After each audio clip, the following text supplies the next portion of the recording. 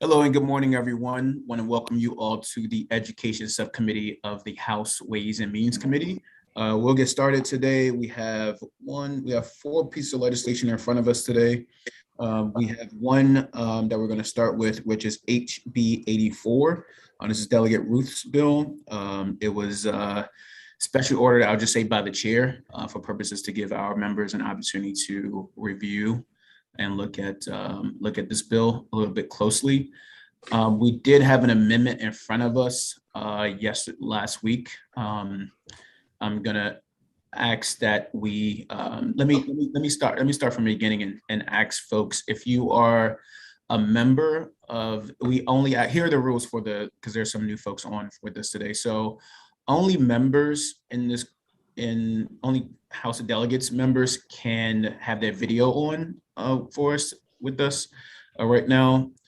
We also ask that we allow our advocates in these meetings with us.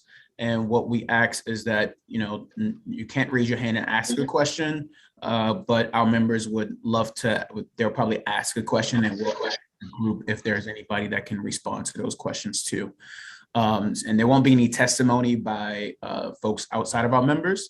Obviously, our members can ask questions and make comments, but as they typically do, but that's not appropriate for our guests and our advocates in this room, in this meeting with us.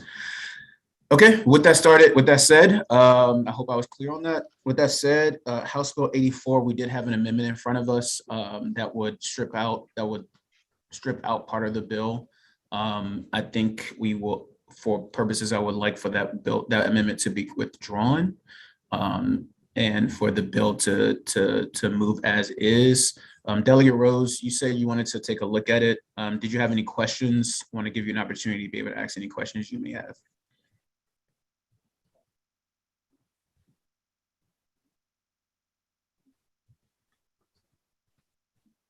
Can anybody else hear her? I know she's unmuted. Sorry, I'm sorry, I was on mute. Okay. No, so just so I'm clear, we're going back to the original bill. Is that correct? That's correct. Okay, then I guess no, I don't really have any other questions. Okay, thank you. Delegate Holmberger. Thank you, Mr. Chair. So if you could just compare to me if a student, underage young person, can you say what would it look like if they commit said crime completely outside of school, divorced of school property, versus that crime on school property? What does the pathway look like here? So it's the same. If it's a crime, it's the same. It's the same on school property as it is off of school property. What this bill does is it eliminates the ability for students who are doing routine discipline, like yelling in a classroom, disrupting a classroom. If a student brought a weapon to school, they can be criminalized on school grounds, still under this legislation, and under the current law, they can be criminalized. All right, thank you. Yep. Delegate Guyton.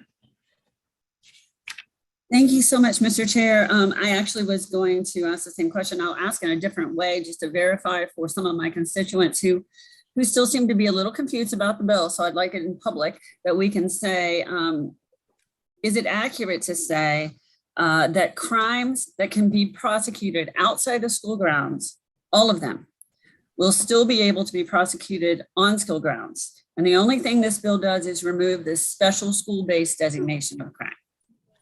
That is correct. Okay, thank you. That's very. Alistair, go ahead. Yeah, it doesn't even remove it entirely. It just removes it against students. So if an outside person comes in, they could still be prosecuted under this existing statute. If I may, Mr. Chair, for other things. Delegate Ebersol, sure. I'm sorry, I didn't give you a chance to answer there. So for other people from the outside could be prosecuted for other things that are not as identifiable as crimes. If they were disrupting the school, they could be charged, but not students. Is that the feel for it? So this is a crime, just like any other crime is a crime.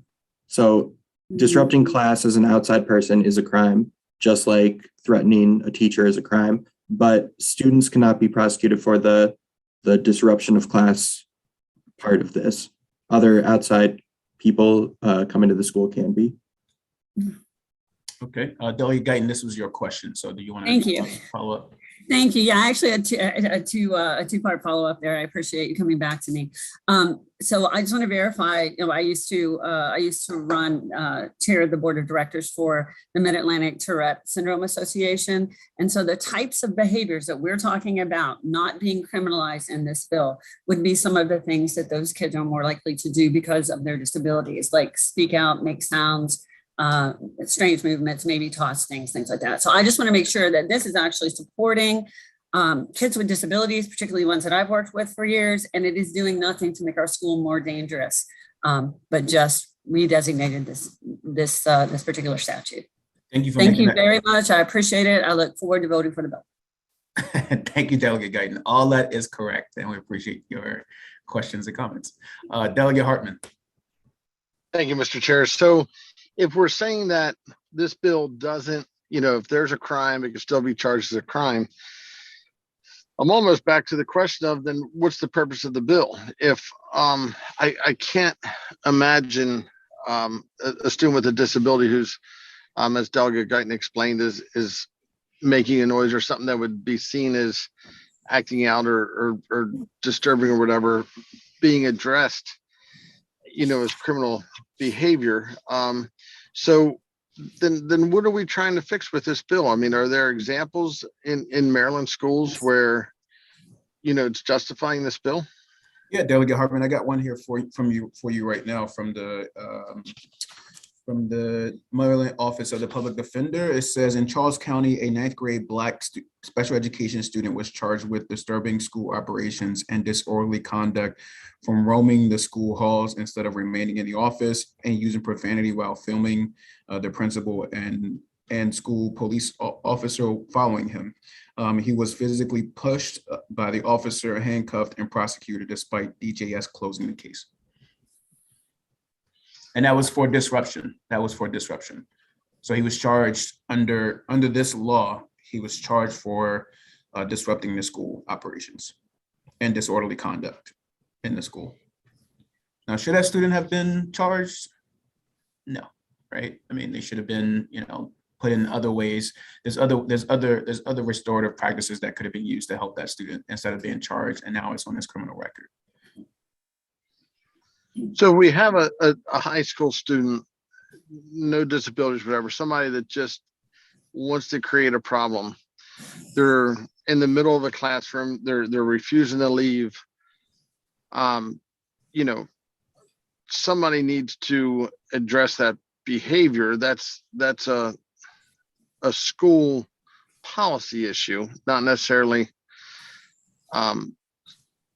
So, I mean, I can't imagine that person being arrested as opposed to dealt with and expelled. I mean, I think we're trying to decriminalize misbehavior in classrooms, right? I mean, that's what we're trying to do here is decriminalize that. Instead, that will go into students can go into restorative practices, and there's other tools that we can use to help that student in those different cases. And there's other examples within this document that I'm sure all of our colleagues have in front of us from the Office of the Public Defender that's outside of just a student with disabilities, as you mentioned earlier. So there's other cases where it's not just students with disabilities. There's other students too that might, and here it says, in Anne Arundel County, children have been prosecuted for disturbing school operations, for throwing a gummy bear at another student, tossing a water bottle at a trash can, but accidentally hitting the teacher.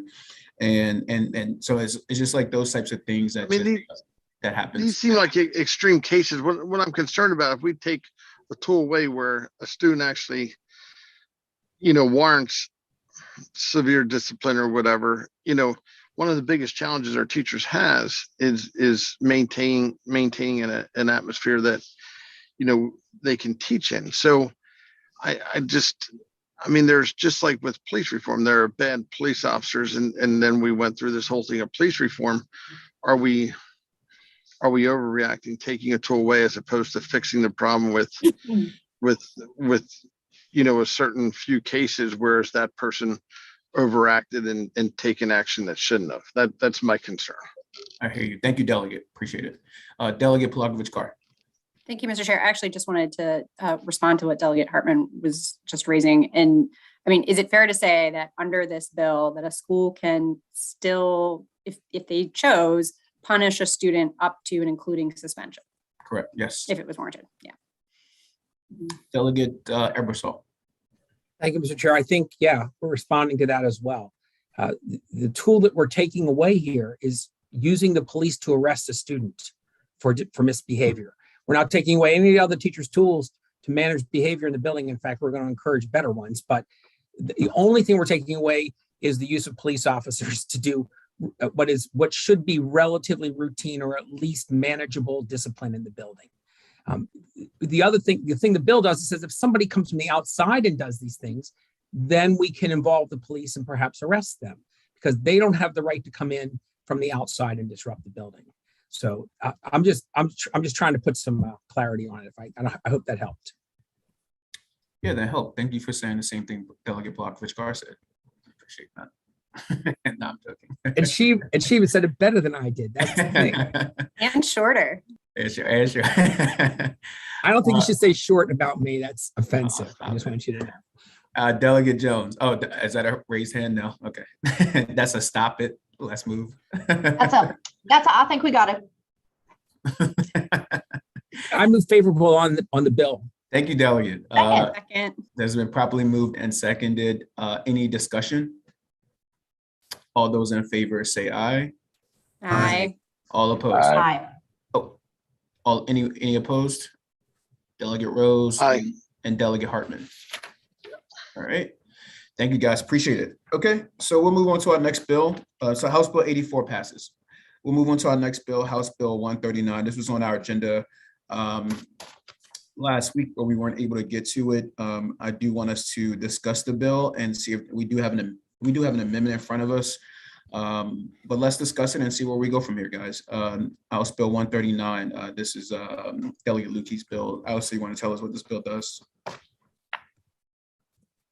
Yes, absolutely. So this bill would, as introduced, it would add to the professional pension system those teachers in the juvenile services education program who teach educational content, and those teachers in the Department of Labor who teach to juveniles incarcerated at juvenile service facilities, CTE, and other technical education content. As they currently stand, they're appointed positions, not special appointments, and they're not part of the professional system for pensions. Do you want me to talk about the amendment, Mr. Vice Chair?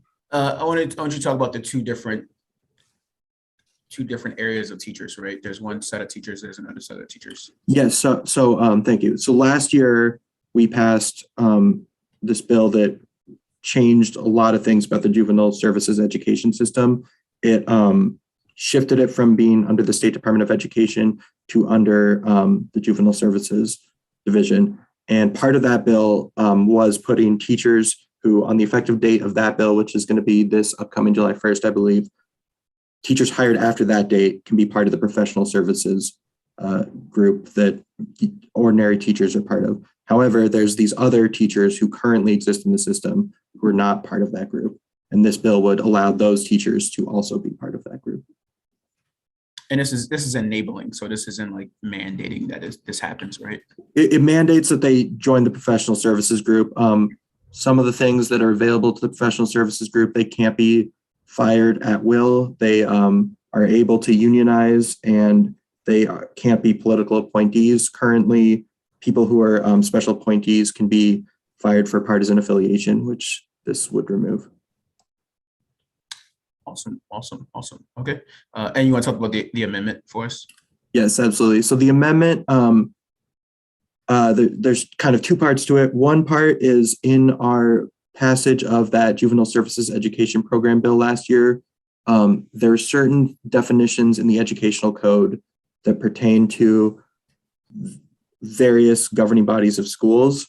And inadvertently, in switching from the State Department of Education to this new body, we left out some of those changes. So the two things are the role of the school in being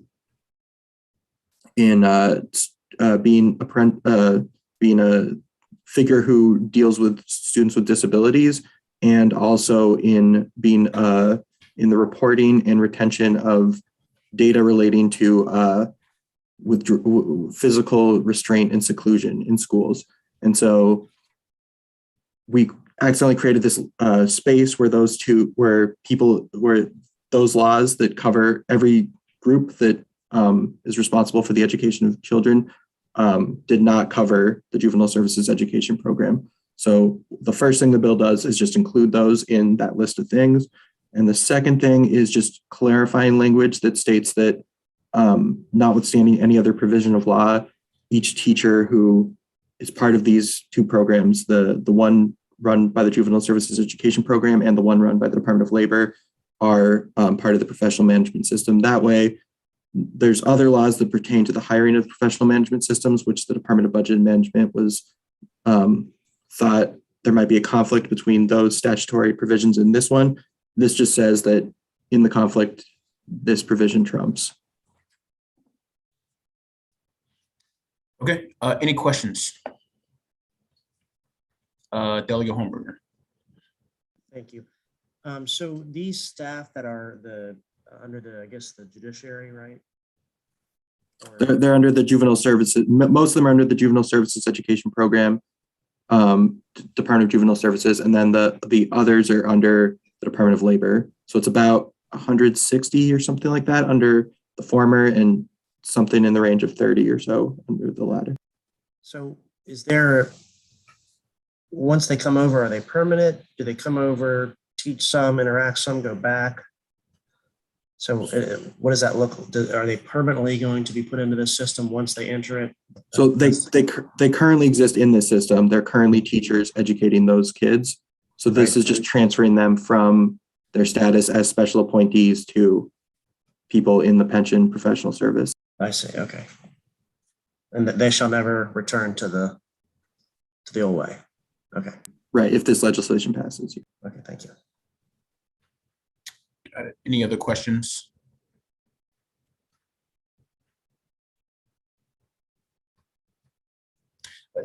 Alistair, does the teachers that are currently the at-will teachers and at DJS, do they currently have the same standards as teachers in general population?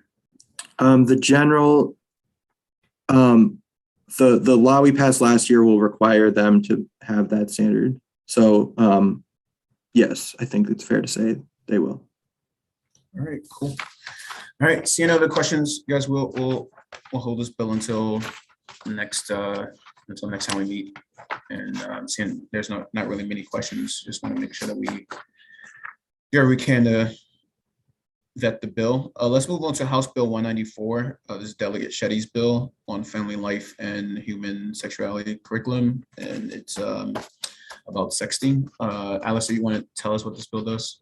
Yes, so this bill, kind of similar to the Delegate Johnson bill that we voted on as a committee unanimously earlier in session, would add that bill would add child sex trafficking to the health curriculum that's taught to students. This would add sexting to that curriculum. So the definition of sexting is given in the criminal code, and it would raise awareness about that for students learning about learning health. Okay, any questions on this bill? Delegate Rose. Thank you. So are we just talking about amendment 1? I'm sorry. We do have an amendment in front of us, but it's being considered, but it's being considered. No one has moved it, and I don't think we should move it, by the way. Okay, then I'll just hold then. Thank you. Okay, no problem. Delegate Jones. All right.